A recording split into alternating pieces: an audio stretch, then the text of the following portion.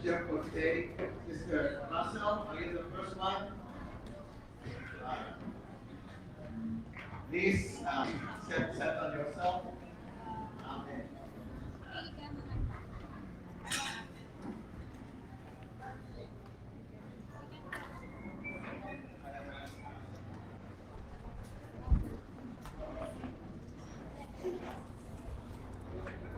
Alalayan mo si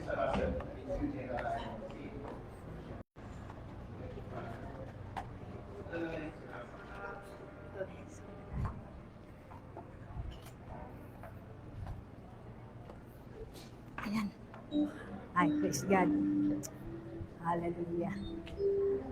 Praise you, Jesus. Okay. Kanina, nag-breath in, breath out tayo, no? Know what, mga kapatid? Yung YWHE, di ba? Wala siyang bawal. So, hindi siya nabibigkas. But then again po, pag tayo nag-breathe in, hindi niyo namamalayan, nasasambit niyo yung pangalan ng Panginoon. Nasasambit natin yung pangalan ng Panginoon. Di ba? Pag nag-breath in tayo, sabi natin, meron siyang Y, meron siyang W. But then again, hindi siya nabibigkas. Pero yung ating inhale, exhale natin, dun po, hallelujah, nasasambit natin ang pangalan ng Panginoon. Praise God. Hallelujah. Okay. So, once again, magandang umaga po sa ating Panginoon at sa inyong mga kapatid. So, for today po, I'll be discussing ano ba talaga ang relasyon ng man sa God at saka sa earth. Yan. God, earth, man, hindi po sila magkaaway. Dapat po sila nagkakaisa. Dapat po yung tatlo, iisa lang. Yung God, earth, man. Yan.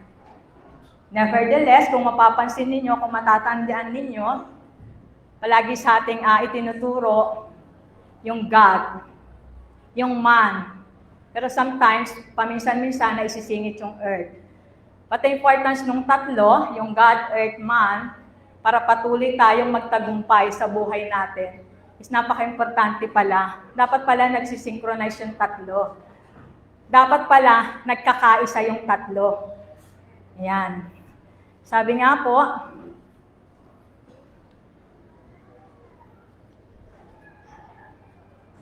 God, the source of all. Totoo po ba?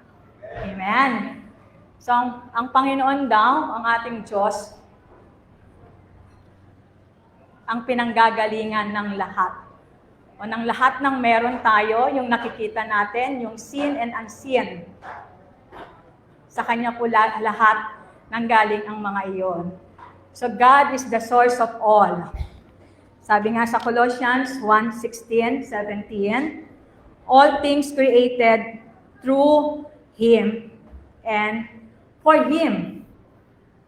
Galing, no? Ano po ang sabi? All things created through Him and for Him. Yon. Pag sinabing through Him, nagsimula sa Kanya, pero pabalik o papunta sa Kanya uli. Yon. So, paano kaya mangyayari yon na through Him and for Him? Okay? So, sabi ng Isaiah 45:18, God formed the earth to be inhabited by man. Yun. God is the eternal consciousness, the creator and sustainer. Everything starts in Him.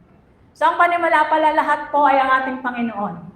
Kaya nga di Alpha and Omega. Tama po ba? So, kung ang Panginoon ang nagsimula ang lahat, sabi nga po, from the beginning, we are already in God's consciousness. Amen? So, sa pasimula pa lang po, alam na nating lahat At ngayon is na tatanggap na natin na we are from God. Amen? Amen po ba? Tanggap na po ba ng bawat isa sa atin na we are from God? Galing tayo sa ating Panginoon. Amen? Hindi pa daw po naililikha yan, ang mundo o ang sanlibutan. But of course, tayo pala ay nasa Panginoon na, nasa Kanyang kaisipan na. Bago pa tayo naging creation. We came from God. Nakakatuwa po, no? Yun yung isang dapat nating palaging ipinagpapasalamat na dapat proud tayo na, wow, I am from God. Amen? Hallelujah! So yun po yung ating sinasabi sa ating God. So everything comes from Him. And of course naman po, how about naman po ang earth? Yan. Sabi po dito sa Psalms 24:1, the Lord's creation. Yan. Sabi po sa Psalms 24:1, the earth is the Lord and everything in it. We know God created heaven and earth. So we do believe ang earth galing sa Panginoon at ito ay Kanya. Amen? Hallelujah. Sabi rin po sa Romans 8:19-21, creation waits for God's children to be revealed and bring it into freedom.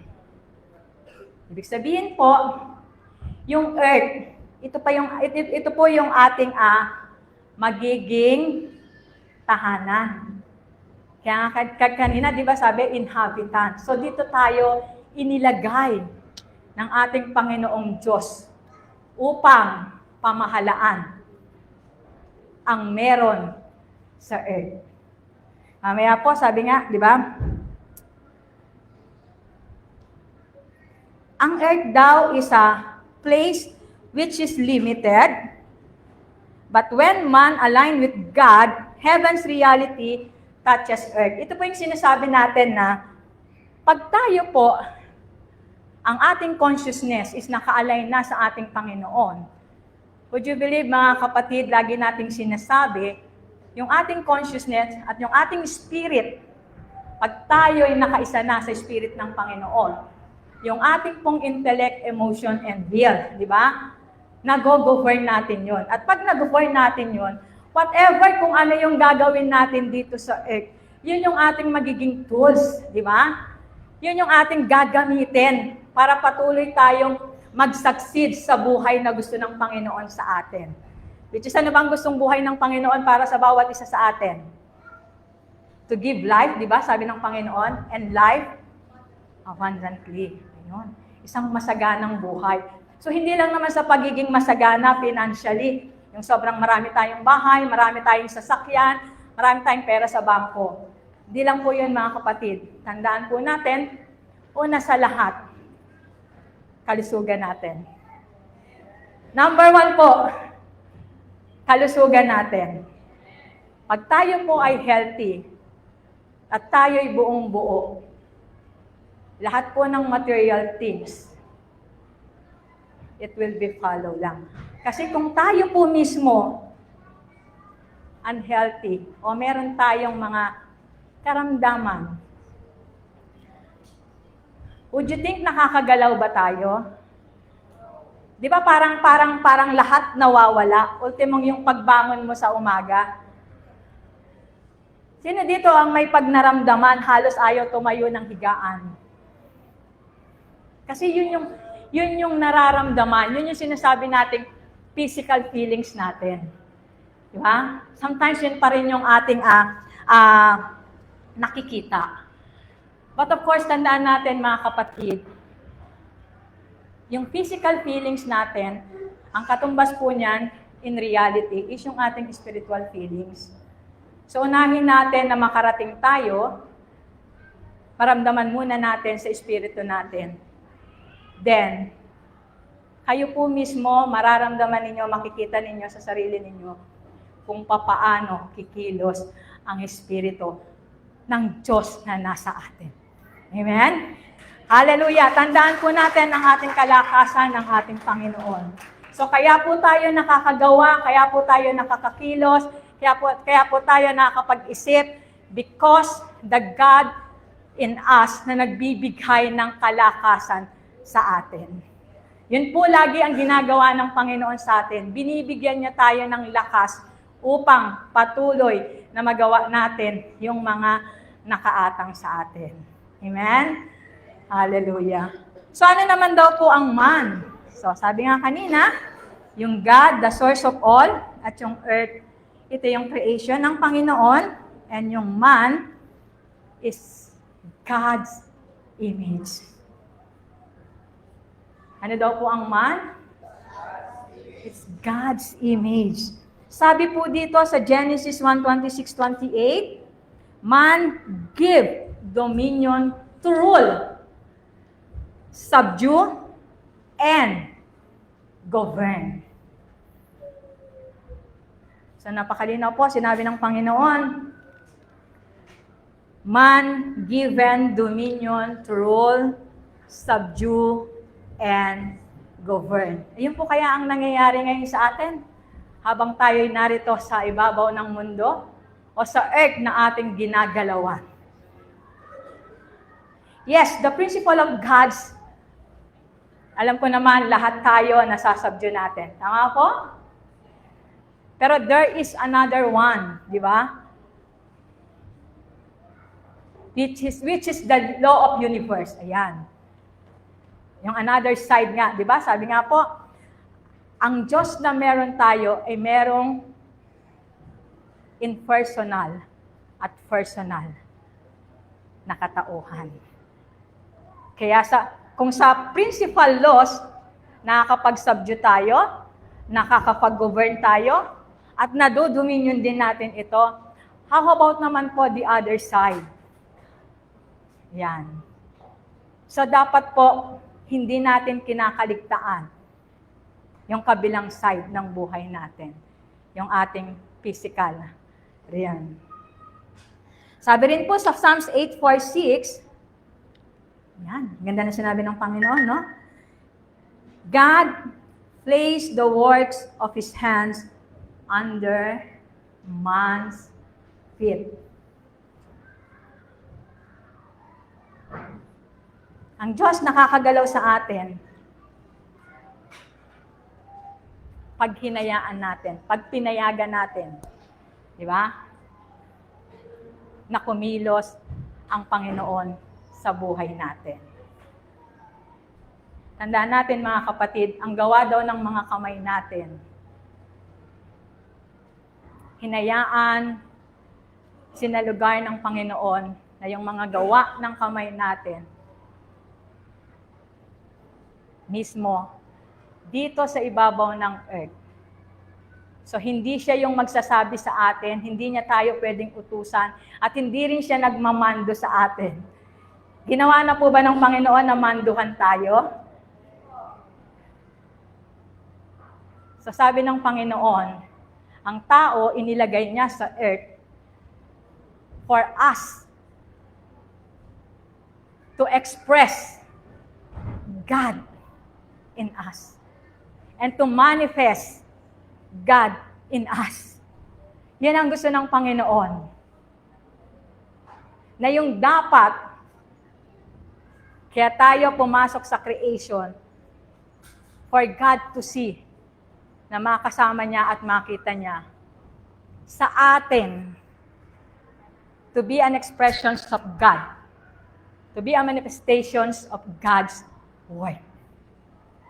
Amen? So, hindi po ang Diyos ang gagawa nun. Sinasamahan tayo, pinalalakas tayo ng Panginoon para ma-express natin ang Diyos na meron tayo sa buhay natin. Amen? Hallelujah.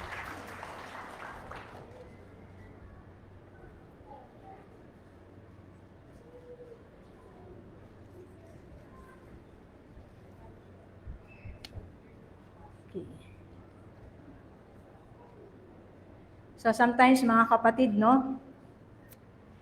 Ang Panginoon, alam natin, kasama natin, di ba? We always said, God is in me. Ang earth, binigay sa atin ng Panginoon upang maging resources ng bawat isa sa atin. Amen? Napakayaman po ng earth.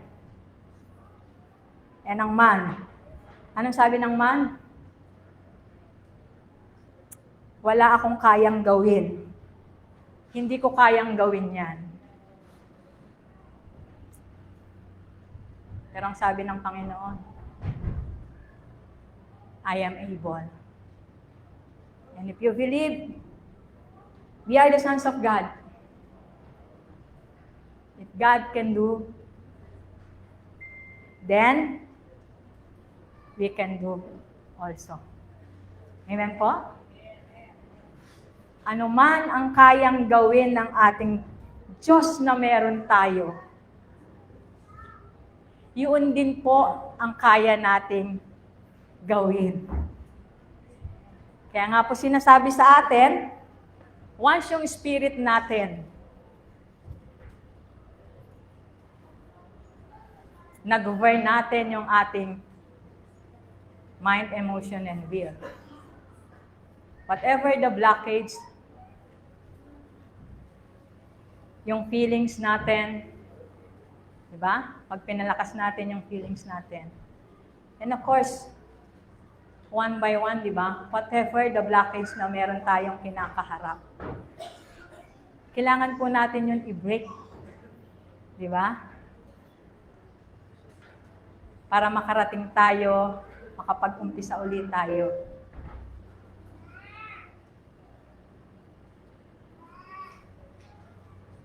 And for us, ng bawat isa sa atin, unti-unti. Actually, we're already awake. Amen?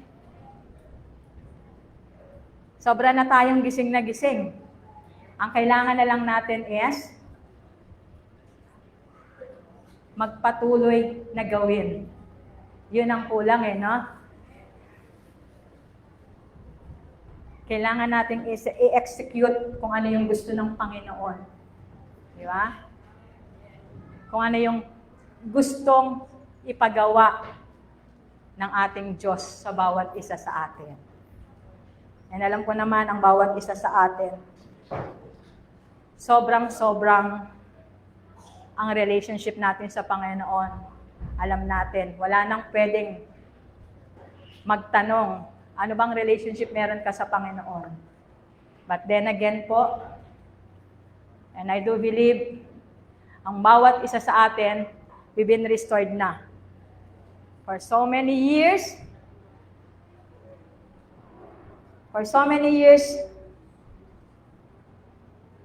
and bawat challenges ng buhay natin, yun yung nagiging restoration natin. Doon tayo bumabangon. Doon tayo nagiging matatag. Doon natin natututunan ang bawat principle na meron ang Diyos tayo. Amen? Hallelujah. Kaya po ngayon, we're doing hindi lamang para magpatuloy bilang isang Kristiyano, bilang isang mananampalataya, but higit sa lahat, we have to stand and to rule kung ano at sino tayo sa harap ng Panginoon. Amen? Hallelujah. Praise you, Jesus.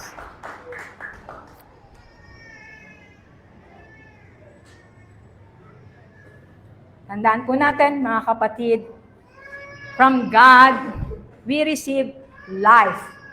Yun po yung una nating na-receive na gift, yung ating buhay. So God give us life, authority, and spiritual consciousness. Kaya nga palagi po tayong pupunta doon sa ating reality, sa ating fifth dimension. So binigyan tayo ng Panginoon ng authority.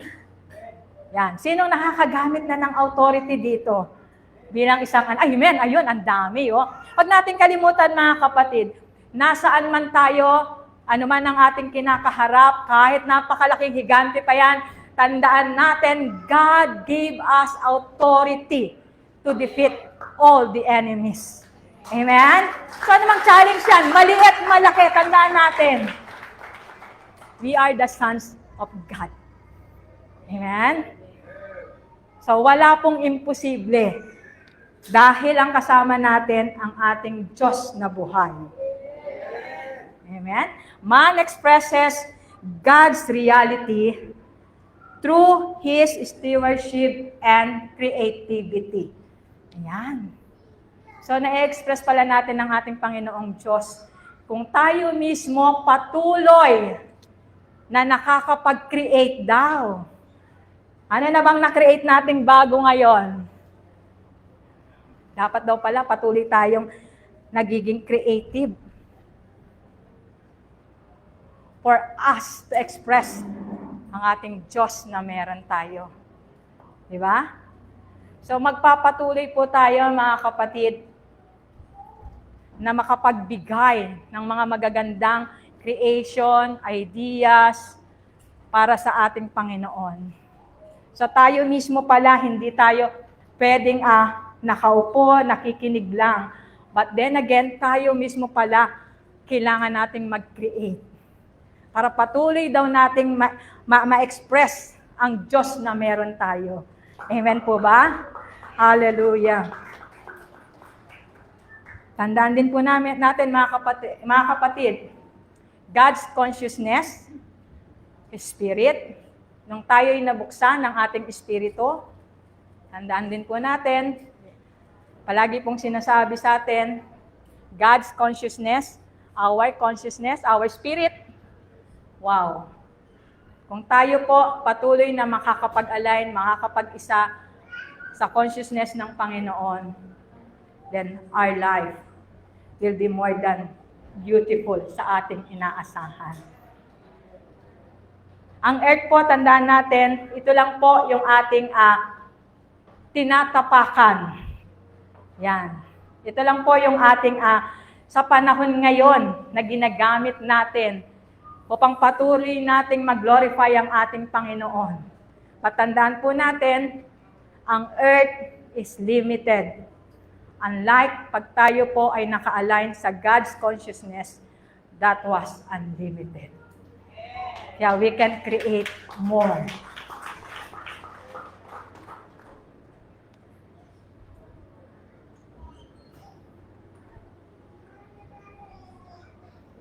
Hallelujah. Okay. So muli po mga kapatid, tunay nga po na we are made into image and likeness of God. So God give us authority to govern, to lead, to rule, to subdue, and have dominion. So tandaan po natin, mas malakas po tayo sa anumang meron sa earth. Amen? Hallelujah! Magandang umaga pong muli sa ating Panginoon at sa ating mga kapatid. Tawagin ko po ang ating susunod na speaker. Okay. May call on Coach Beth.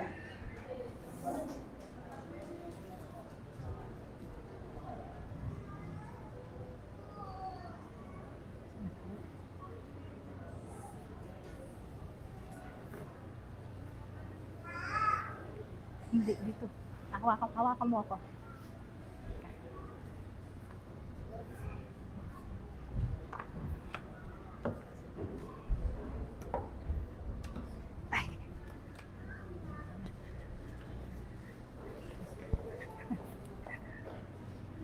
Thank you. Yung binti ko.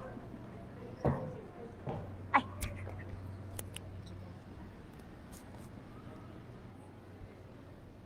So, good morning! So, narinig natin kay Coach Russell yung kanyang topic, panghimas yun. Tama o tama? Panghimas. Ngayon, makakarinig tayo ng pagtutulak. Okay lang ba yon? Kasi sabi nga, inaral na natin Alam na natin, we have a God consciousness na nagdwell sa ating man consciousness. Kaya banggit nga kanina ni Pastor, yung ating intellect, emotion, and will, hindi yan magkakaaway. Bagkus, gawa natin ng magandang pamamaraan para magkaisa sila. Yung tatlong yan na dapat ma-manage natin. Walang ibang mag-manage niyan kundi tayo lang mismo. Amen po ba? Tayo lang mismo. Kahit ang Panginoon, hindi tayo pwedeng pukpukin na wag yan, wag ganito. Kasi ayan na nga yung salita niya. Binigay niya na. Basahin natin, unawain natin, at lagyan natin ng feelings para maging action. Sabi ko nga kanina, yung intellect natin, yun yung nakakarinig. Yun yung nag-iisip. Paano ba natin intindihin, paano natin unawain ang salita ng Diyos. Punong-puno na tayo niyan. Tama o tama? Punong-puno na tayo niyan. Pero pinag-aralan din natin, pagdating sa emosyon, pag hindi natin nilagyan ng feelings, yung wisdom na nakukuha natin, yung hanggang knowledge lang. Feeling is the secret. Kahit anong gawin natin sa ating daily life, sa ating spiritual life, kung wala tayong feelings, hindi siya magmamanifest. Hindi magmamanifest. Nasa isip lang natin. Nasa gusto ko lang gusto ko talaga Pero nilagyan mo ba ng feelings? Yung feelings na hindi lang 1, 2, 3%. Dapat 100%. Example, ano ba mandate ng Panginoon? Go ye and multiply. Nagagawa kaya natin yon? May iba nagagawa. Kaya ito, nanggigising tayo dahil masyado na tayong kampante, ika nga. Basta tumanggap na ako sa Panginoon, Kristiyano na ako, ligtas na ako, may relasyon ako sa Panginoon, tama na sa akin yun. Nakikinig din naman ako ng message. Pag Sunday, tama na sa akin yun. Sa iba na lang yung gagawa. Wala ring makakapag-utos sa iyo, ikaw mismo, tayo mismo, ang pwede lang magbago sa ating kaisipan at tayo lang din mismo ang kayang maglagay ng emosyon paano natin magagawa yung mandate ng Panginoon. Kasi pag narinig lang natin yung mag-evangelism kami, parang wala na. Yung feeling down na kaagad. Down na kaagad. Saka na lang, lumalabas ngayon yung napakaraming rason. Kaya kahit anong sobrang dami nating alam, talagang sinisiksik na sa atin ng ating pastor, yung wisdom na nakukuha niya from God. Kung sa atin naman na tumanggap, ay talagang hanggang sa isip lang din natin, wala sa emosyon natin, walang manifestation. Tama o tama? Nakakalungkot dahil 2 months na lang, yung 200 natin wala pa. Hindi pa nagmanifest. Sabi nga, kung kaya niya, kaya nila, kaya ko din. Kaya nating lahat. Kung ano yung goal natin, kung magsama-sama tayong lahat, mangyayari siya. Diba sabi nga, pag may mga mabibigat na bagay na kailangan pagtulungan para mas mabilis, nagmanifest agad. Kung ang feeling natin ngayon ay mabigat ang pagdala ng 200 dito sa Faith House, pagtulong-tulungan natin para gumaan. Pero kung hanggang pakikinig lang tayo, nakakaawa. Nakakaawa ba ang Diyos? Hindi, nakakaawa tayo.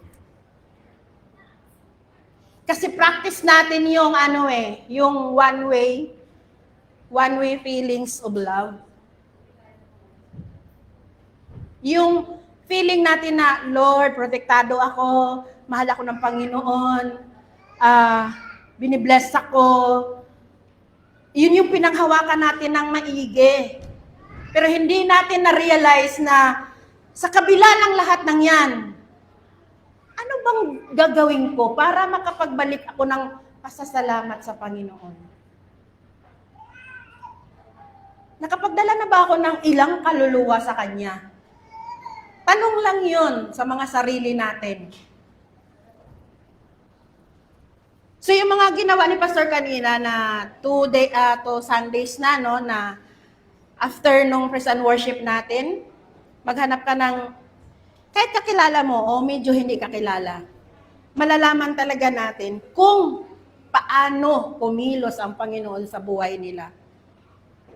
Kaya tinanong ko din, paano din ang kilos mo pabalik sa Panginoon? Paano din yung kilos natin pabalik kay God?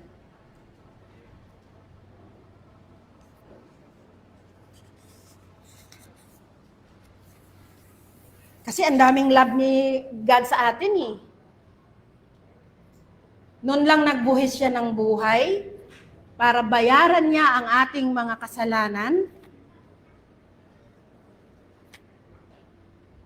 Ano din kaya yung pwede nating ibuhis para sa Kanya? Para makapagdala tayo ng kaluluwa, maraming kaluluwa sa Kanya. Kasi alam na rin naman natin, lahat tayo creation. Pero hindi tayo lahat anak ng Diyos. So yung mga alam natin na hindi pa ito tumanggap, hindi pa nakakilala, yun yung target natin. Yun yung goal natin na madala natin sa paanan ng Diyos at makakilala sila. Na hindi lang stop doon yung tumanggap na. Yung pa lang yung umpisa ng pagtatrabaho natin sa Panginoon. Mahirap pa magtrabaho? Mahirap? Pero pag nagtrabaho tayo sa company, dahil mayroon tayong pangangailangan, hindi tayo late, kahit umuulan, kumikidlat, ayaw kong umabsent, kasi mababawasan yung sahod. Papangit ang image, tardiness, pag laging late. But sa church, sinayaan nating malate tayo. At minsan pa nga, wala lang, next week na lang ako, tinatamad ako. Ba't hinahayaan natin?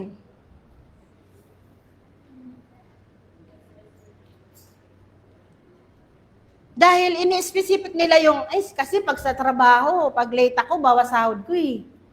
Pag absent ako, bawas bonus ko eh. Sa church, okay lang. Mapang-unawa naman si Lord.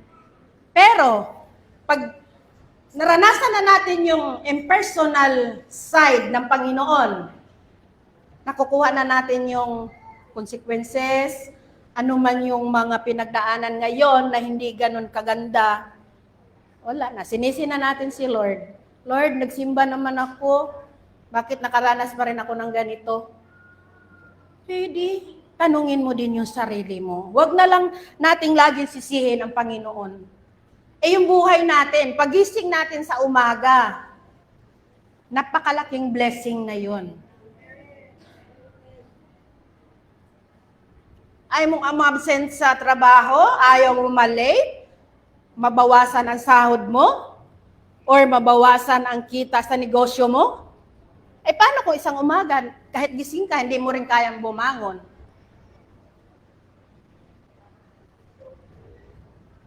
Tapos saka natin sabihin na, Lord, pagalingin mo ako, di na ako mag-absent sa church. Aatin na ako sa gawain. Mag-evangelize na ako. Laging ganun no?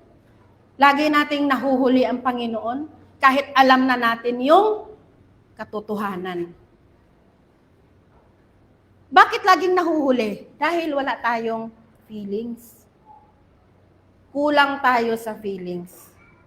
Yun ang masakit na katotohanan.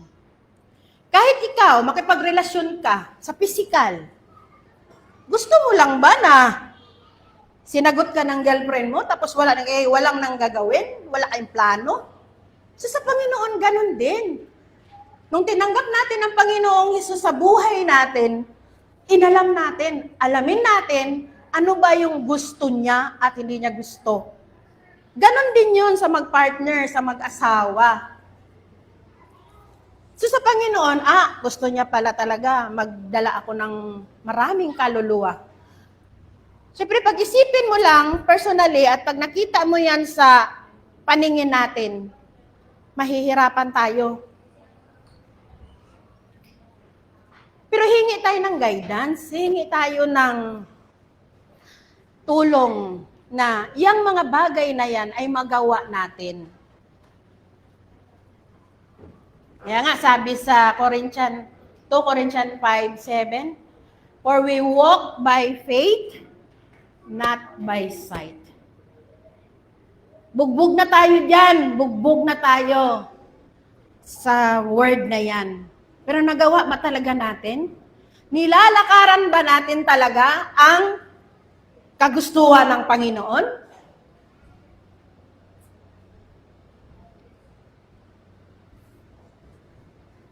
Kaya hindi natin pwedeng irason yung, hindi, kasi ako medyo mahina na ako, or busy ako. Normal yun, pero tayo pa rin ang gagawa ng pamamaraan para magawa natin yung utos ng Panginoon.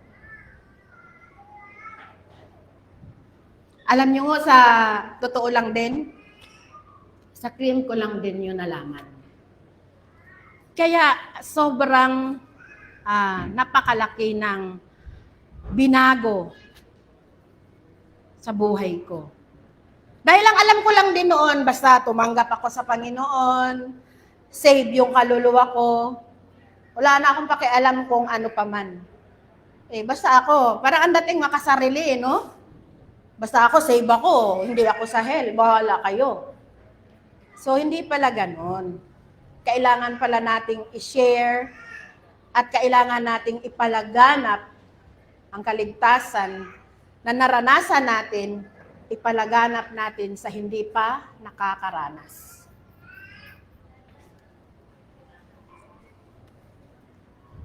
Paano natin makuha yung feelings na gusto natin? Ikaw rin ang nakakaalam kung paano mo yun patutubuin sa puso mo. Kasi kung wala tayong feelings, walang manifestation. Yun ang nakakalungkot doon. Meron akong isang kilalang teenager na 16 years old. Yung feeling niya, grabe, talagang 100%. 100% na gusto niyang matutong mag-drive. Pag ganung edad, bawal pa yon. Hindi pa binibigyan ng license yun. Pero dahil yung eagerness niya, gustong-gusto niyang matuto, ang una niya pang sinakyan at unang ginamit niya, wala siyang ka-idea sa sasakyan. Elf, malaking sasakyan, pero nagawa niya. Bakit?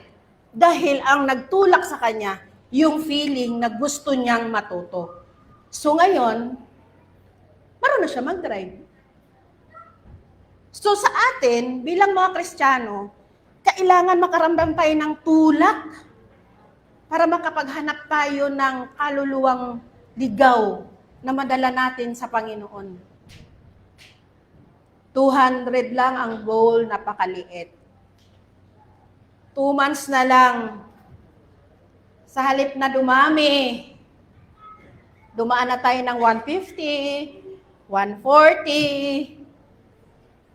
Ngayon, 111.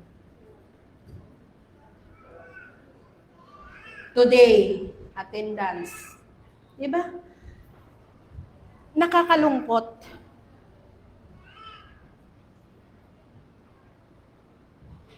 Sino magkaroon ng solusyon na dumami talaga tayo? Tayo mismo. Sabi nga, tulong-tulong tayo.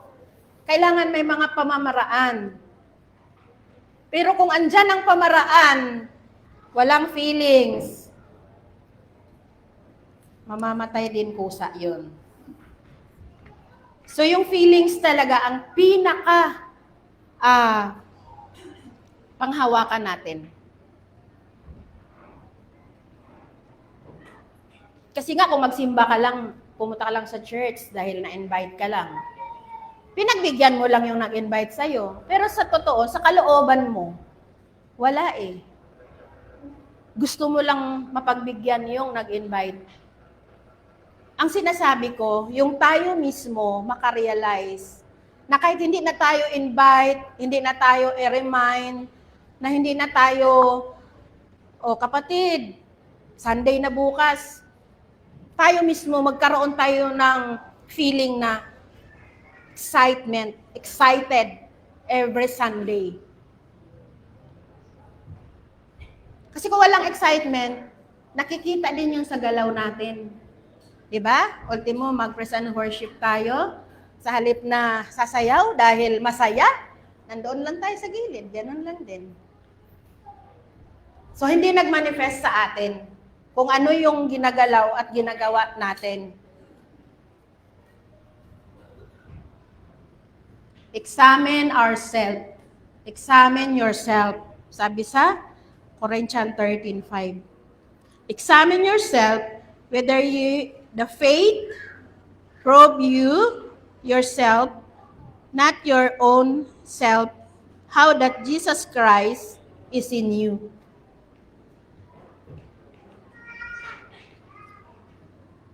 Christ is in us. Christ is in me. Ginising mo ba? Ginising ba natin yung Christ na nasa atin?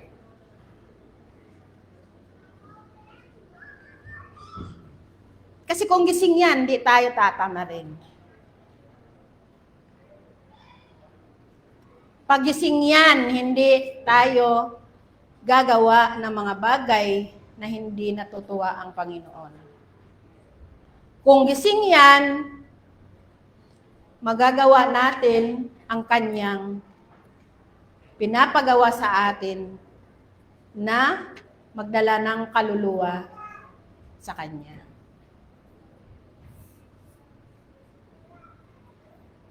Kaya nga, natatalo minsan pag nasisilip natin, nakikita natin yung ating physical.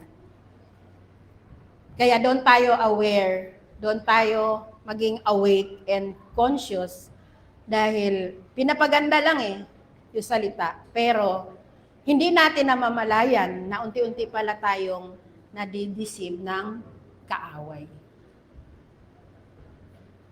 Gising na ba? Gising na ako! Amen. So, kailangan nating marindahan ang tatlong yan. Yung intellect, emotion, and will natin. Kasi walang kahit sinong mag-utos sa'yo na paano mo rendahan ang tatlong yan. Sabi nga, hindi yan magkakaaway. Dapat nasa isa sila.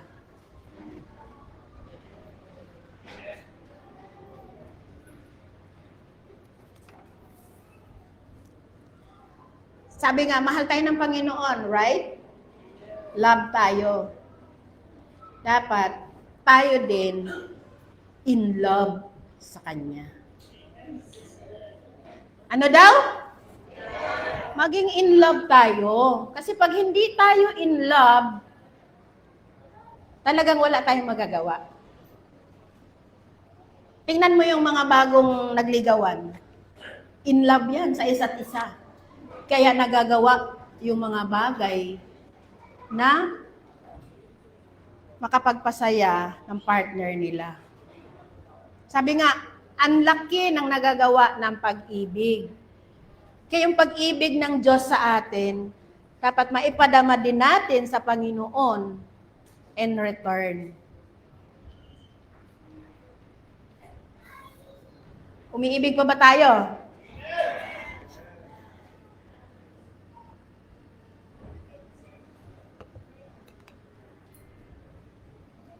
Kasi ang pag-ibig ng Panginoon sa atin, yung full na talaga eh. Kaya tanungin natin ang mga sarili natin na, ako kaya totoong umibig sa Panginoon? Wala kasi pa ako nagagawa para sa Kanya eh. Examine ourselves. Tayo lang ang pwedeng magtanong niyan. Kasi kung kahit anak mo, kaibigan mo, magtanong, may nadala ka na ba para sa Panginoon? Baka magalit ka. Ang dating agad sa atin, ay, judgmental. So, ang pagkilos natin ay gawin nating passion. Yung, ay, ito talaga gusto ko eh. Kaya, nagagawa natin. Sabi nga sa story ni David, nag-volunteer siya na siya yung lalaban kay Goliath.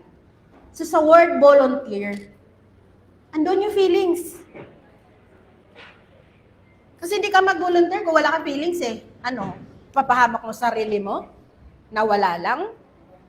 So, nag-volunteer siya dahil andun yung feelings niya.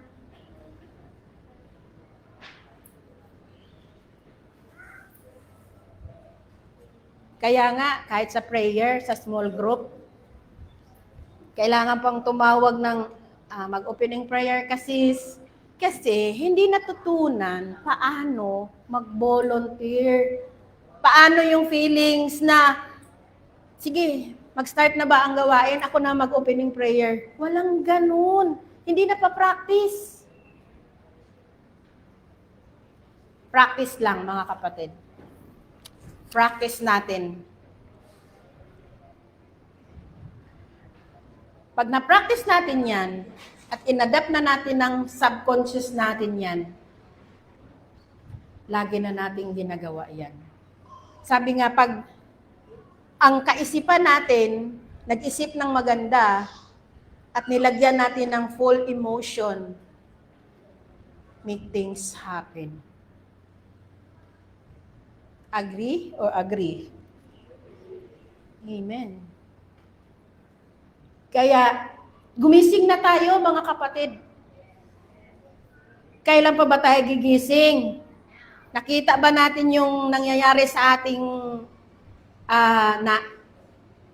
sa panahon natin ngayon? May mga sunog, may mga lindol na ang lalakas. Sign na dapat na tayong magising. Sign yan para tayo ay magkaroon ng consciousness na nakapokus sa Panginoon. Tingnan mo yung mga in love. Di ba? Pag nilayo nila yung mahal nila sa buhay ng magulang nila dahil hindi nila gusto, yung iba nagpapakamatay pa. Dahil sa sobrang in love. Binuhis ang buhay dahil sa pagmamahal. Tayo, kailan natin ibuhis yung buhay natin para sa Panginoon? Naisip kaya natin yon? Sabi nga, tuwing may kaarawan tayo, nagdiwang tayo ng kaarawan. Lord, good health, long life. Nasabi mo rin ba sa sarili mo na, Lord, yung long life na ibigay mo sa akin, ang portion yan ay lahat para sa iyo. First, na hindi lang sa ating physical. Iniingatan natin yung ating physical para makapagpatuloy tayo sa paglingkod sa Kanya.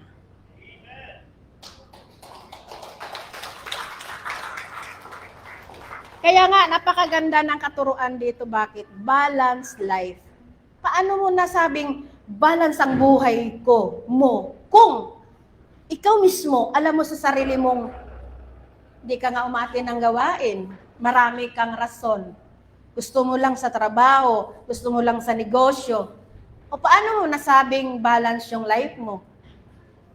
Minsan ba sumagi sa isip natin na dito ako nag-focus sa physical ko? What if isang araw kumulaps yan? Sisihin mo naman si Lord. Tanungin natin yung sarili natin. Sa bawat tayo ngayon, ay kasama yan sa mga desisyon natin noon pa, kahit ngayon. Nakikita natin yung nilalakaran natin na sa physical natin, ay, konti na lang yung laman ng bulsa ko. Normal yan eh. Pero sabi nga, yan yung pagkakataon na mamili tayo kung sino yung mauuna. Yung faith natin sa Panginoon, kung nakita natin yung bulsa natin na piso na lang yung laman or kaunti na lang. Kasi kung walang sitwasyon, hindi natin masasabi na lumalakad tayo sa balanced life.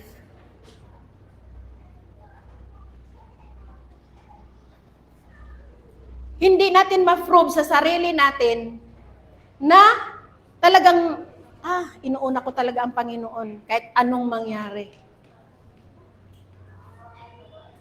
Sa gawain natin, Sunday. Tapos kung wala na kayong gawain ng one week na yon, every Sunday lang talaga, nararamdaman nyo ba yung lungkot na hindi kayo magkakasamang mag-fellowship?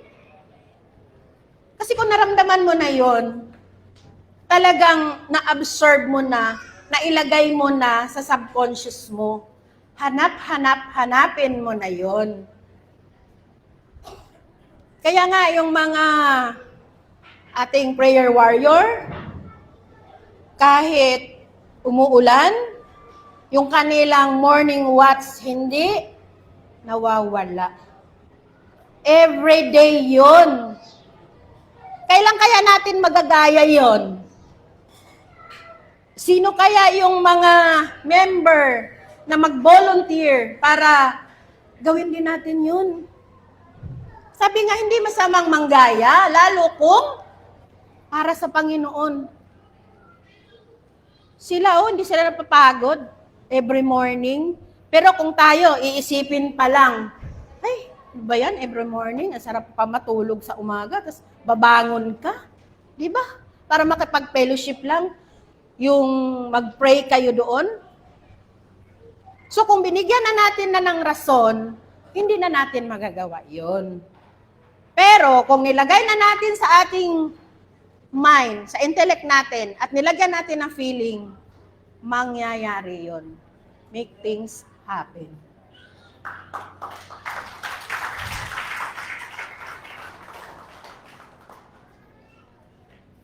So, nasa atin yon mga kapatid. Nasa atin yon. Kasi yun yung mga battle natin na, lalo sa madaling araw, yung alas 4, alas 3 ng madaling araw, hanggang alas 5. Ay, grabe, yun ang napakasarap matulog. Kaya yun yung battle natin eh. Babangon ba ako? Mag-pray ba ako? O mamaya na lang? So, kung mamaya na lang, walang push. Walang push. Ikaw mismo sa sarili mo, walang push. Nakikipaglaban ka sa antok eh, pero kailangan mong bumangon para magawa yung mga bagay kahit sa prayer.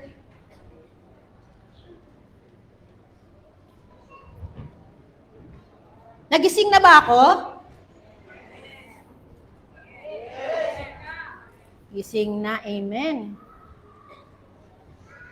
Kasi sobrang ganda ng mga katuruan natin.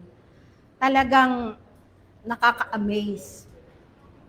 Pero yun na, inulit ko, pag hindi natin lagyan ng feelings, hindi mangyayari. Kaya kailangan nating examine yung sarili natin. Siyasatin natin na yung ating intellect, emotion, and will ay magkaisa, hindi magkakaaway. Amen or amen?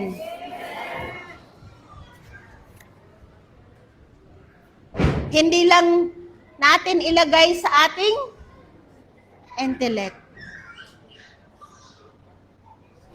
Lalakaran natin. Lalakaran, gagawin, at pagtulong-tulungan kung ano man yung goal natin dito. 200, maliit yun. Sabi nga, 500, kasya pa tayo dito. Magkaisa lang ang mind, emotion, and will nating lahat. Amen? God bless and thank you.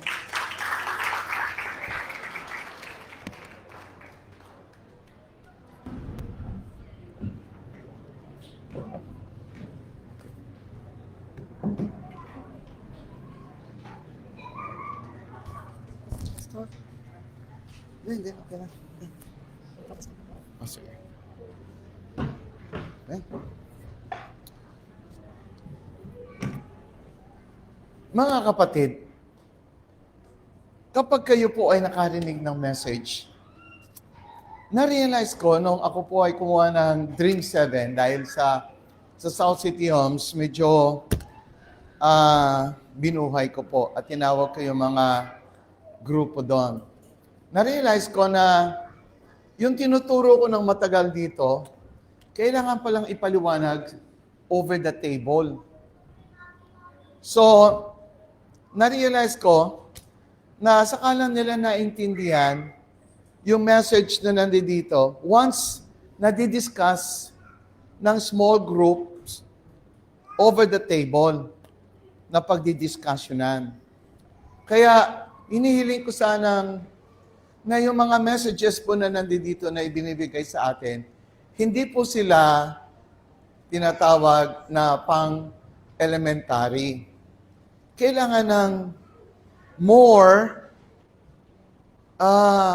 deliberation or discussion or communication. Kasi may mga bago po tayong mga salita, kumbaga terms, na lumalabas.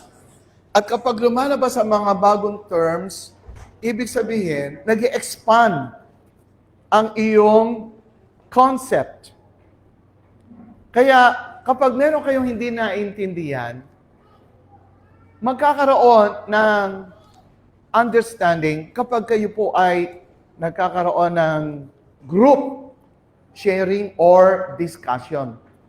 Kaya meron tayong tinatawag na Dream 7 cell grouping dahil doon makapagtatanong kayo sa mga message na naririnig ninyo.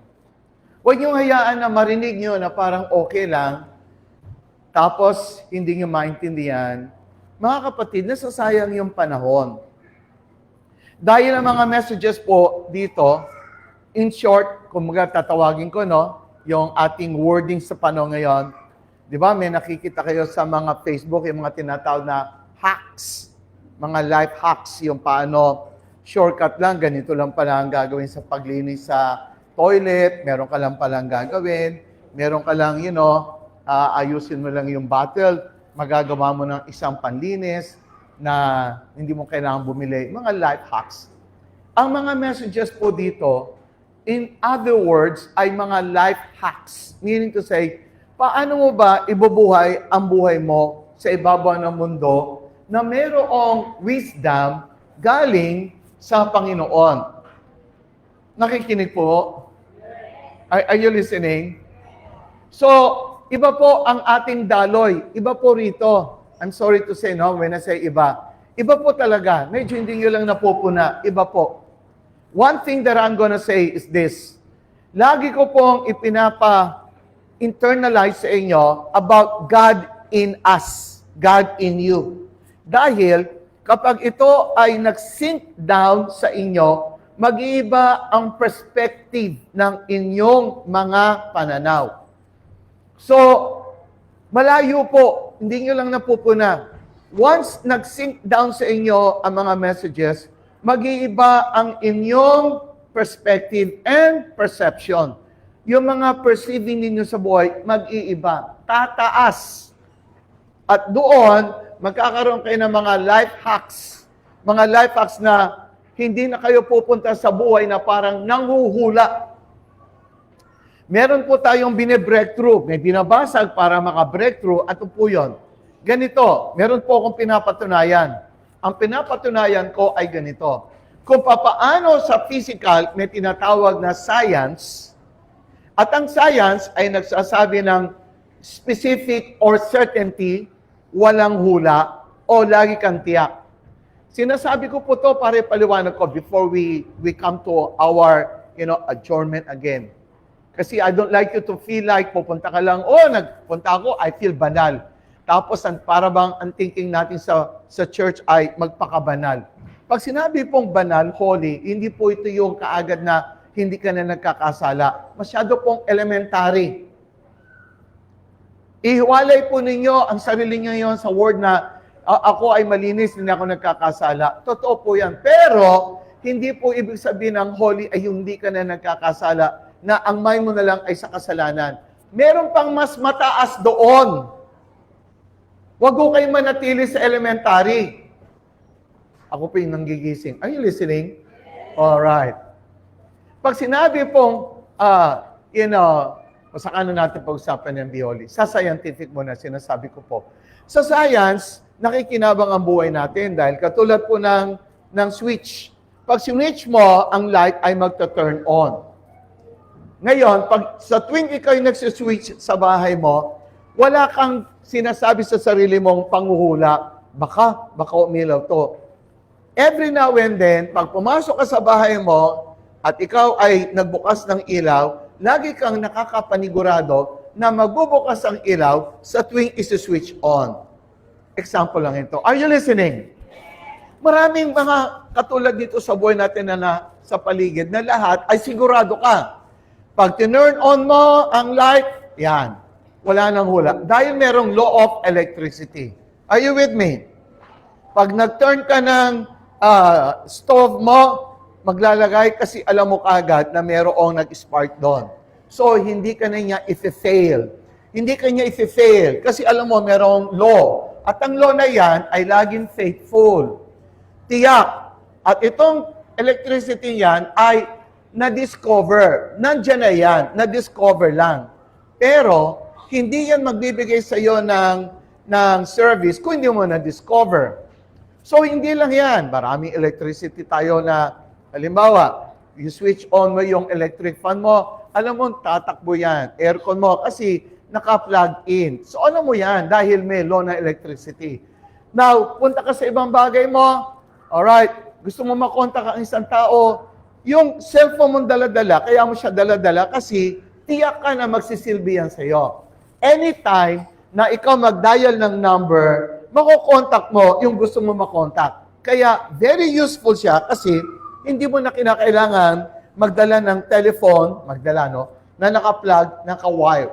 Nauso na ngayon yung wireless. Alam niyo po, ang uso ng wireless ng cellphone ay mga 1990s lang.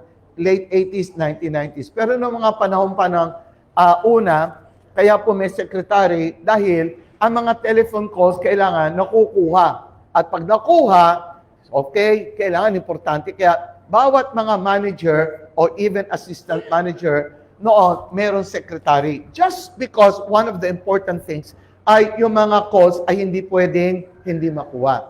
Now, in our time, hindi mo na kailangan ng kukuha ng calls kasi may tinatawag ng wavelength na kung saan pwede ka nang gumamit sa isang wave na ang tawag ay frequency na hindi mo na kailangan naka-plug.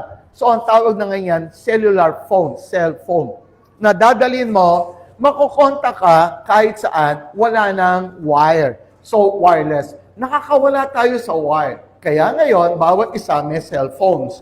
At natatawagan ka anytime. Dahil na-harness nila yung kind of frequency sa air na kung saan doon tatakbo ang mga tawag natin. Na sa wireless, doon sila pupunta.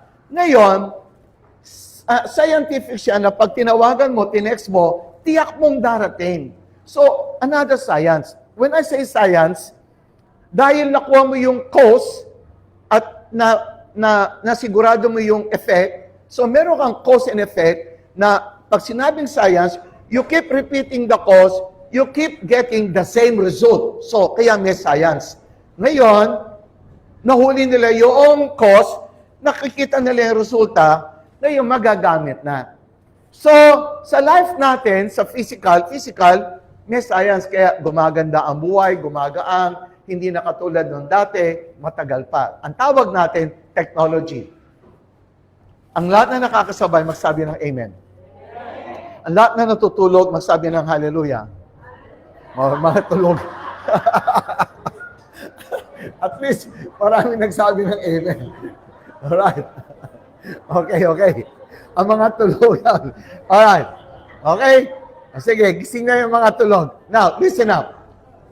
Pag meron kang sasakyan, everything is alright, wala ka naman ding iisipin na manghuhula. Kaya ako, nagdadala ng sasakyan, Makati, Laguna. Tapos, pag uwi na ako kahit gabi, alam ko na pag sinusiyan ko yon, mag-start. So, another technology, another science.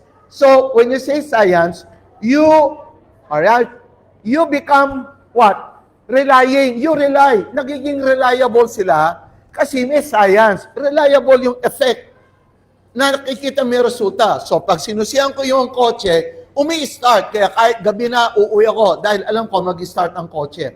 So, mechanically, sa technology niya, may science. So, ang dami nating, reliable na tayo sa science. Aeroplano, sasakay ka kahit malayo. May science kasi ang law of aviation. So, hindi mo kilala yung pilot, pero sasakay ka because naniniwala ka, may law, may science. Makakarating ka. Walang hula. Are you listening? Alright. So, ang dami yan. Now, in the physical sense, alam naman po natin, itong physical ay isa lamang anino o reflection o mirror na nanggagaling sa original. Ano yung origin? Ang original ay specific na mga, sa bagay na hindi nakikita na ang tawag ay spirit. Pag hindi nakikita, tawag doon spirit. Spiritual. Unseen. So, itong physical na nakikita natin ay hango lang sa spirit. Ngunit, ibig sabihin sa spirit, doon siya galing. So, pag spiritual, mas matindi. Mas marami dong science. Mas marami dong certain doon. Mas makakatiya ka sa spiritual. Parang hindi na kayo nakasabay sa akin. Nakasabay pa rin ba? O lahat ng mga nakasabay, magsabi ng amen. Okay. Lahat ng mga umalis na, magsabi ng hallelujah. O, wala na. Okay. Ulitin ko ha. Ang spiritual, siya yung origin. So, dapat, ito na yung highlight ko, dapat, mas marami tayong certainty sa spiritual kaysa sa physical. Kasi ang physical, galing lang sa spiritual. Hello? Sino nakakaintindi na? Ngunit, sa ating kalagayan ngayon, para bang ang spiritual ay wala tayong certainty. Kasi kapag meron kang gustong gawin, o gustong makuha, o gustong ma-receive, pag sinabi sa iyo sa spiritual, kamusta na? Alam mo yung pinanalangin ko, depende na. If it is God's will. So, walang certainty. Nakalagay lang, if it is God's. So, pag sinabi mo, if it is God's will, wala kang certainty. Kasi hindi mo alam kung God's will or not. So, buti pa tong, switch on, switch off. Nasa sayo. Pag sinwitch on mo, turn on siya. Off mo, turn off siya. Nasa iyo.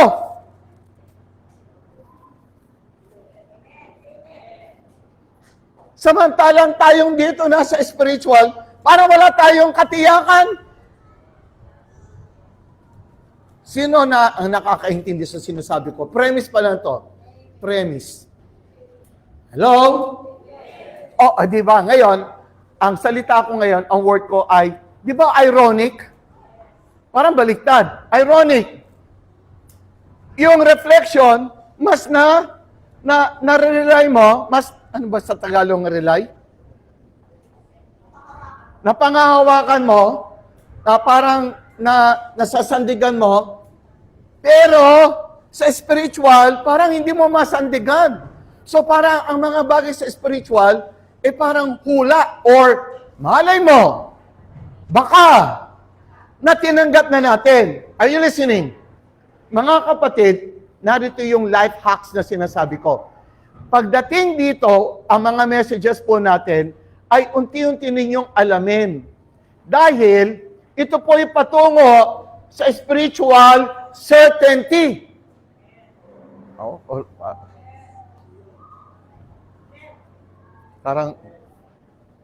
Parang downloading lang muna. Ulitin ko. I don't like to accept na tayo mga spiritual people ay walang certainty.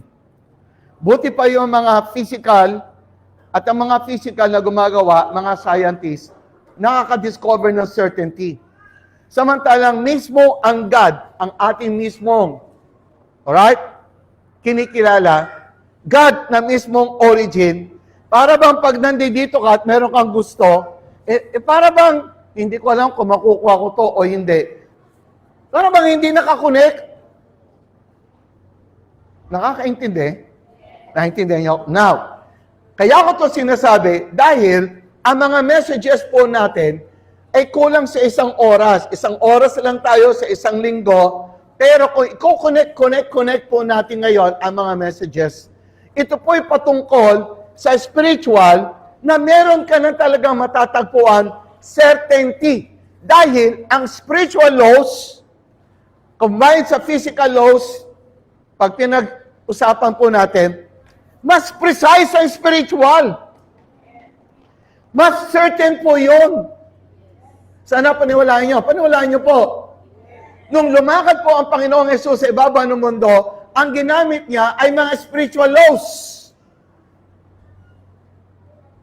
na mas mataas kaysa sa physical laws. Na tinawag lang natin mga miracle dahil kapag hindi naunawaan ng yung concept, tatawagin mong miracle.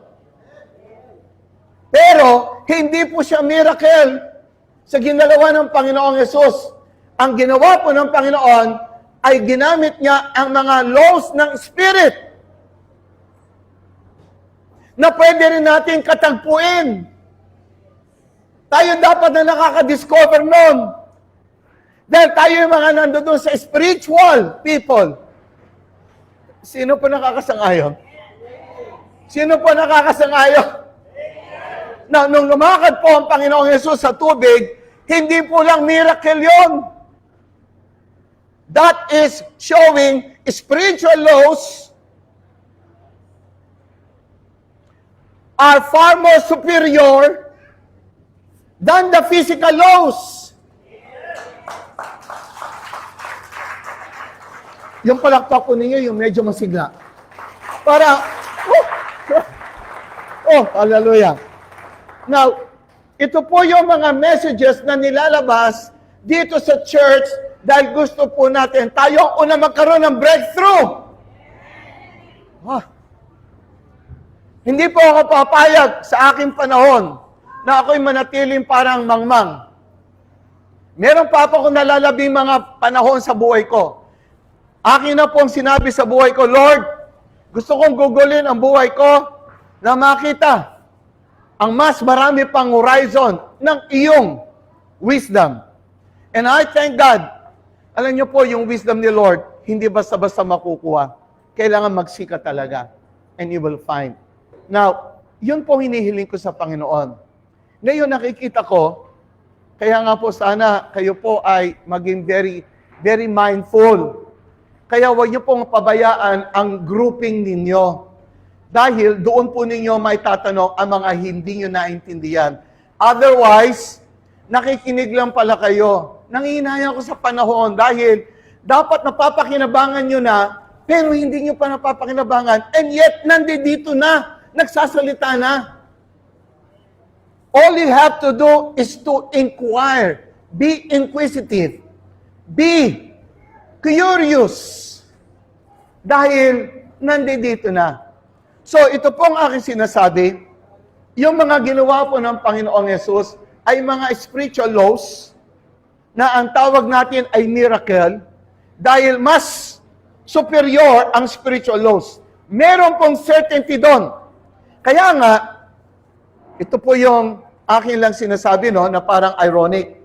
Yung mga scientists, nakakakita sila, nadidiscover nila ang mga bagay sa physical, na ang tawag ay physics. May laws of physics. So, nadidiscover nila. At doon, napapakinabangan natin. Siyempre, babayaran natin, tulad ng cellphone.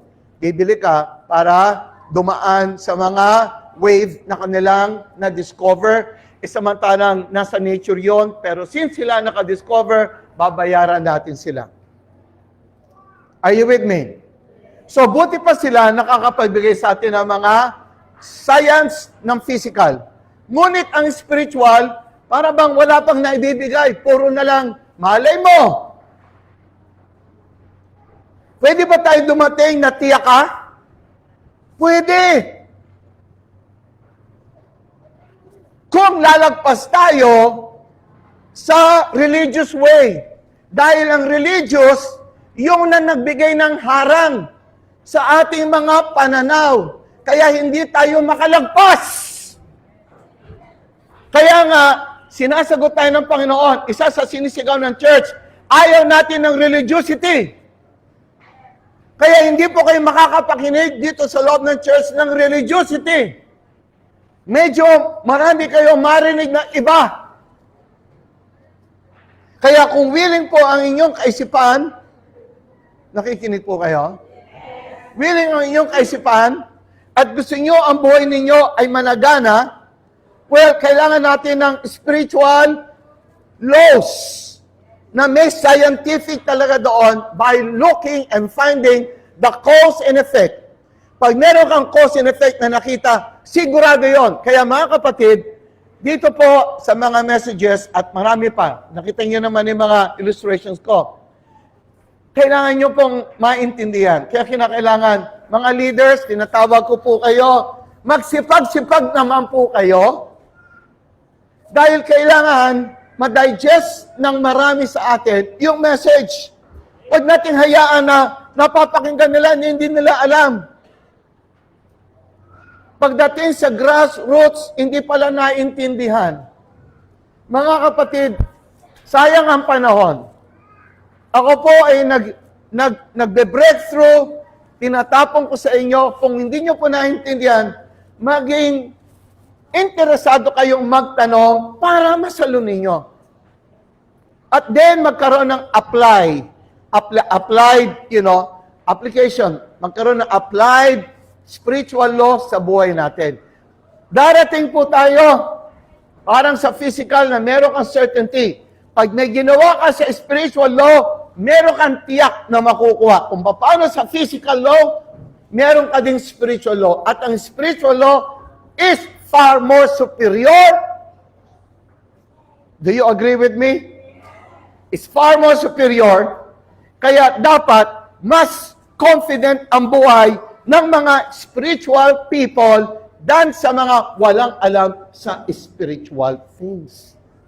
So, mas advantage po tayo mga spiritual. Why?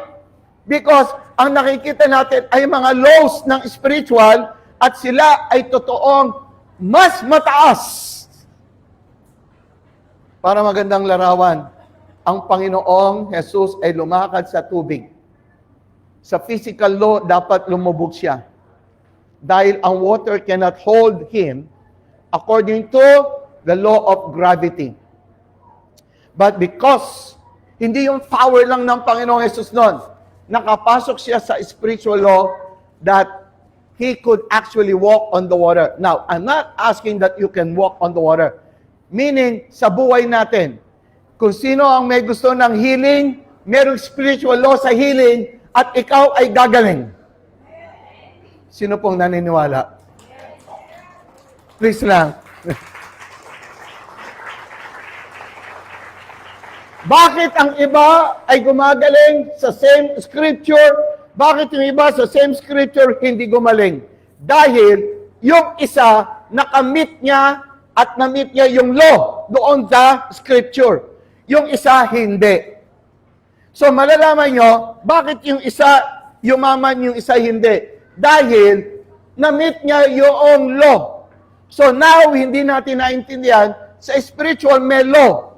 At ang law, pakinggan nyo maigi, ang law ay hindi nagbibigay ng favoritism. Ang totoo, ang law ay nagbibigay lang ng effect. Walang judgment ang law. Halimbawa, law of gravity. Ang law of gravity, hindi marunong mag-judge. Are you listening? Ang alam lang niya, magbigay ng effect. Tama o tama? Ang anumang mabigat kaysa sa hangin, ang effect hihilahin. Tama? Now, kung ikaw ay nagpatihulog, hindi ka ginajudge ng gravity. Nagpatihulog ka o nadapa ka. Are you following? So, sa spiritual law, maraming mga bagay tayong ginawa na violate natin, hindi tayo ginajudge. Naapektuhan ka ng mga laws spiritual na hindi mo alam, therefore, the spiritual laws are working against you without you knowing it. Kaya kailangan mabuksan ang isip natin. At dito sa church na ito, binubuksan ang paggising ng bawat isipan. Yung palakpak na talagang, blessed! So, mga kapatid, kapag aware ka, kasi alam nyo, sa pagmamahal ko sa inyo, para bang ganito yun, ang pagmamahal ko hindi yung parang pampering. Ang pagmamahal ko ay paggising. Kung paano gusto ng Diyos na kayo ay talagang mga winners, champions, you are triumphant na lahat ng mga bagay sa ibabaw ng mundo, halos namimit mo, hindi dahil favorite ka, kundi dahil kilala mo ang laws na nasa paligid mo at lahat sila ay nabibigyan mo ng requirement. So, mga kapatid, I just pray that your minds will be open.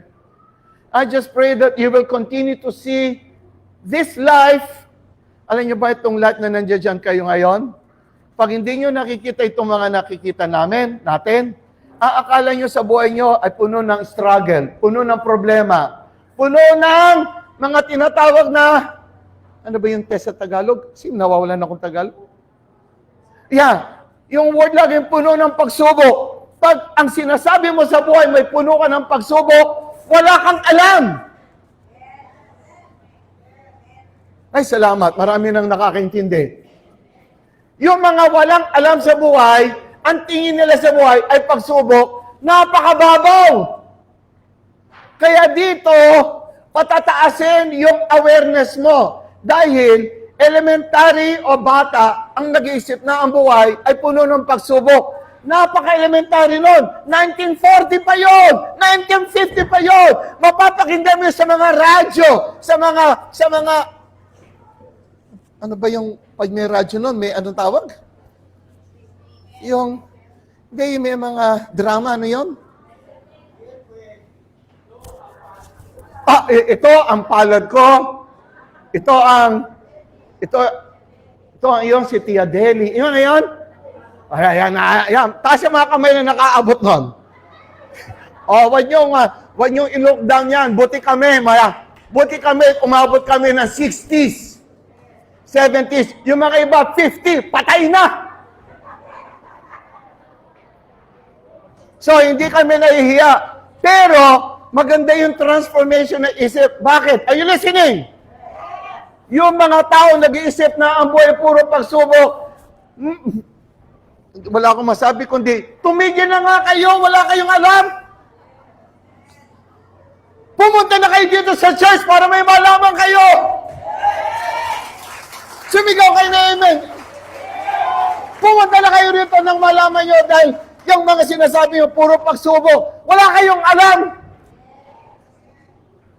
Ay, salamat. Sino nakikisang-ayon? Hindi nyo alam na kayo pumunta sa earth by your own request. Dahil nanggaling kayo sa Spirit. Nilagay ka rito dahil ikaw nag-request, Lord, gusto ko pumunta sa earth. Kaya lang, isang kondisyon, pag pumunta ka sa earth, you will lose your awareness. And you have to start from the beginning. Then, the name of the game is, you have to come back to your own full awareness.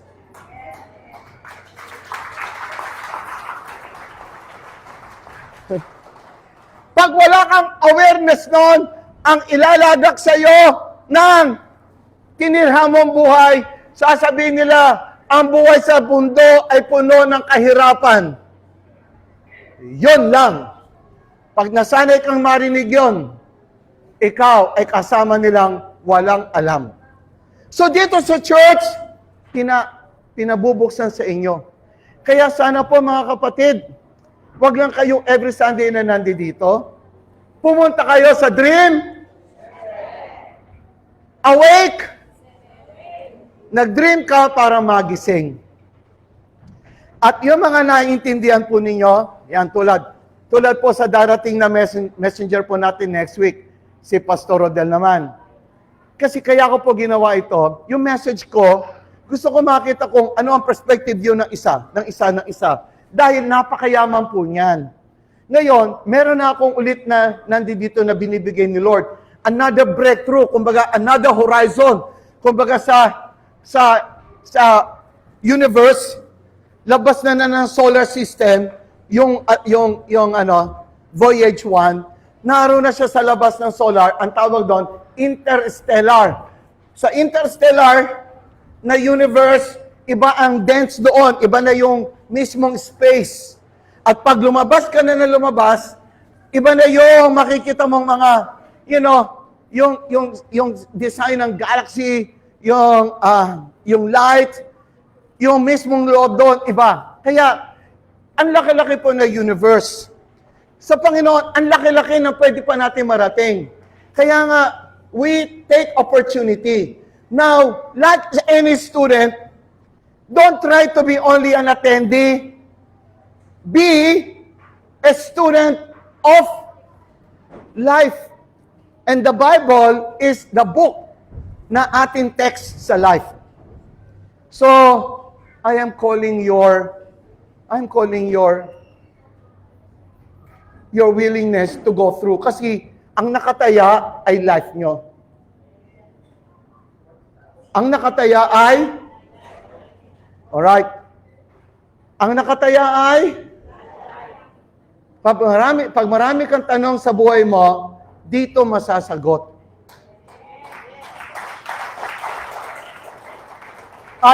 At hindi ka rito papamperin. At hindi ka dito bibigyan ng elementary teachings. Bibigyan ka dito ng reality. Example ng reality.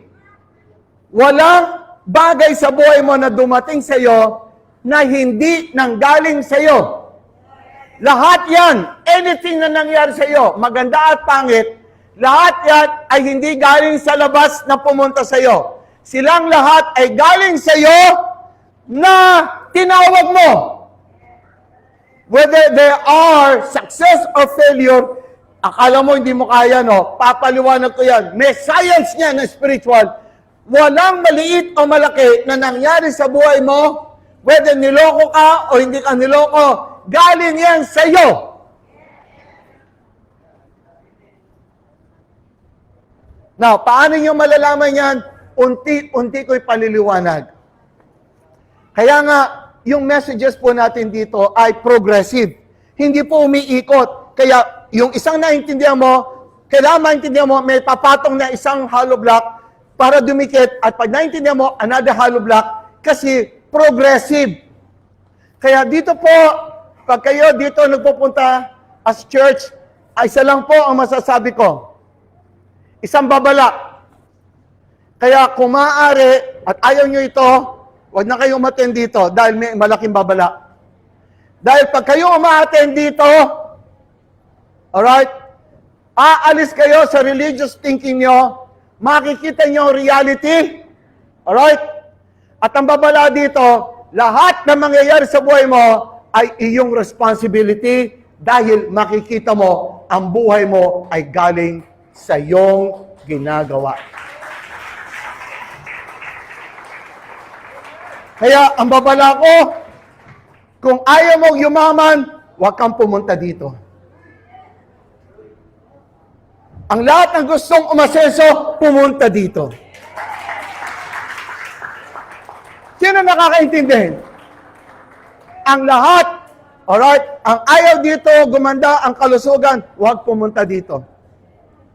Ang gusto magkaroon ng magandang kalusugan, aangkinin mo. Pumunta ka dito, makukuha mo lalo yan.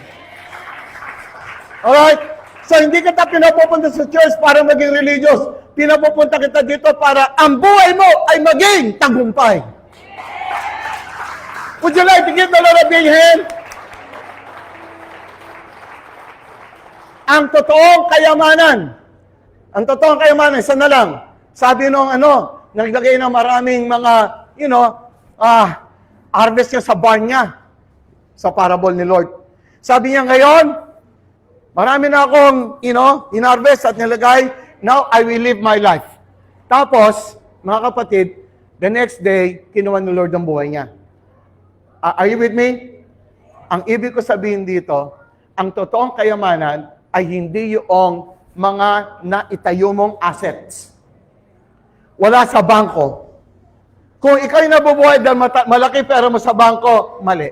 Pero maganda yung may pera ka sa bangko. Pero yung mabuhay ka dahil nasusense mo yung pera mo sa bangko, mga bahay mo, mali. Bakit? Doon ang meaning noong lalaking ito. Bakit siya kinuha ni Lord? Dahil mali ang pananaw niya. Walang mali sa kanya. Wala siyang maling ginawa. Wala namang mali. Talaga naman yumaman siya. Kaya lang, ang mali doon, yung pamumuhay niya, hinugot niya sa mga bagay ng physical na meron siya. Doon siya mali. Bakit? Dapat mayaman ka. Pero ang pamumuhay mo ay hindi nakasandig sa physical. Dapat ang iyong pamumuhay ay nakasandig kung ano ang laman ng iyong kaisipan.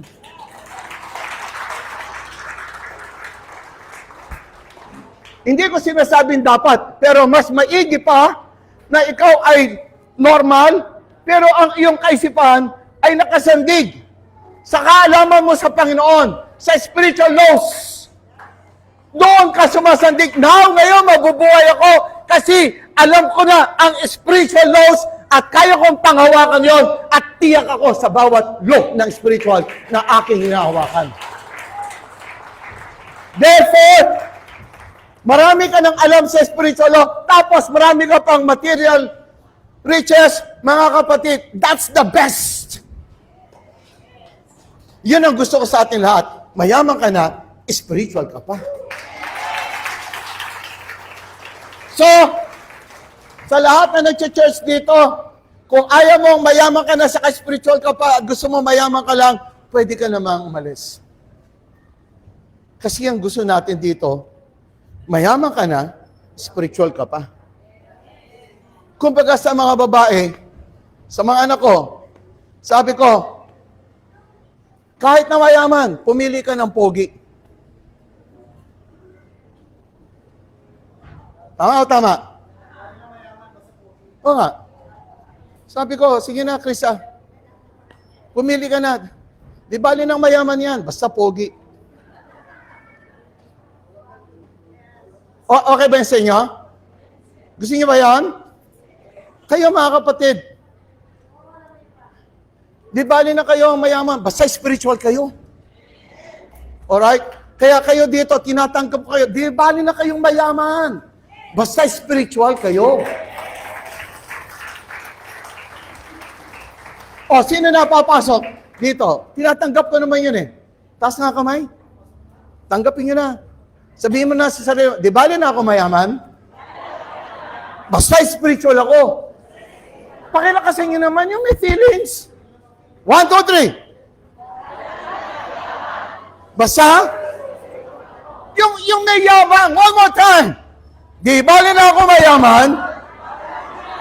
Basta spiritual ako. Nafe-feel nyo na? Nafe-feel nyo? One more time, one more time, one more time. Ganyan tayo. Dito, may qualification tayo. Di bali na tayo mayaman. Tingin ka sa kabila mo. Tingin mo sa ano. Tingnan mo yung mukha ng katabi mo. Mayaman yan. Tingnan mo yung katabi. Mayaman yan. Tingnan mo. Mayaman yan. Hello? Pakinggan niyo ako. Si Brother Jojo, nakikita niyo yan? Mayaman o hindi? Mayaman! Palakpakan natin. Now, huwag niyo nang tanungin kung pogi dahil sa kanya, ayaw na umalis nun. Sumpa na daw yun. Kaya, mga kapatid, sabi niya sa akin, Kuya, alam mo, di ko na inihiling na maging pogi ako. Talagang kasing sumpa na yan.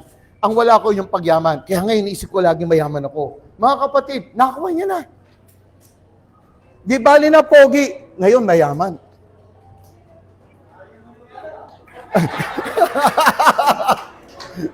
Alright? Let's give the Lord a big hand. Come on. Alright. Shall we all stand and let me pray for your tithes and offering. I think, did we give already our tithes? Not yet. Let's all stand up.